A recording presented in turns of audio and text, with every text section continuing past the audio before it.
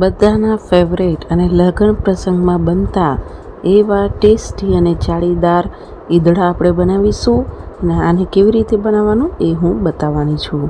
તો ઈદડા બનાવવા માટે સૌથી પહેલાં એક વાસણમાં તમારે 3 કપ ચોખા લેવાના છે.